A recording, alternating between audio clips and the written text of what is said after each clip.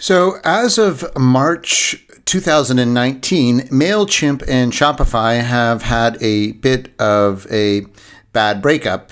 It sounds like there was some concern or controversy over how they would share data with each other. And Mailchimp, being the leader in the email marketing space and Shopify being the leader in mass market e-commerce space, this is not a small deal. And a lot of people have been concerned, and obviously it impacts anyone who is using those two pieces of software. However, it looks like the concerns may be somewhat overblown. I am going to walk you through how to set up an alternative that basically does everything that the Mailchimp for Shopify app previously did. I'm on Mailchimp's site here, and they're suggesting some alternatives. And as you can see, there are three here: ShopSync, Zapier, and Automate.io. Zapier and Automate.io can be used actually to connect any two pieces of software together that don't have a built-in API. But the ShopSync kind of caught my eye because if we go down the list here, it essentially does everything that the Mailchimp app does, which is great. And best of all, it is free.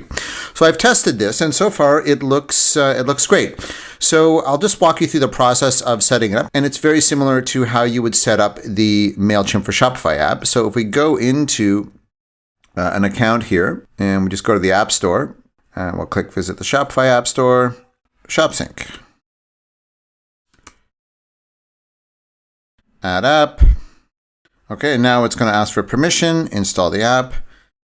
Got a little weird here. Right. But the app has in fact been installed. If I go back here, we'll click on this, and this is where we do the setup. Okay, and we just click connect.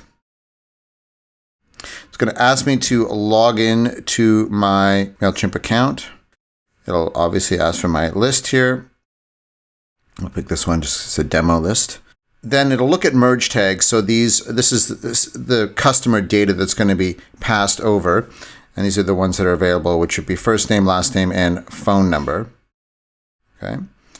So then we click Start Sync. And it's as simple as that. Now, I will say that this process of passing information over is a lot slower using ShopSync. So for the first sync, it's going to take quite a while. But it is, as you can see, moving products, customers, and orders over.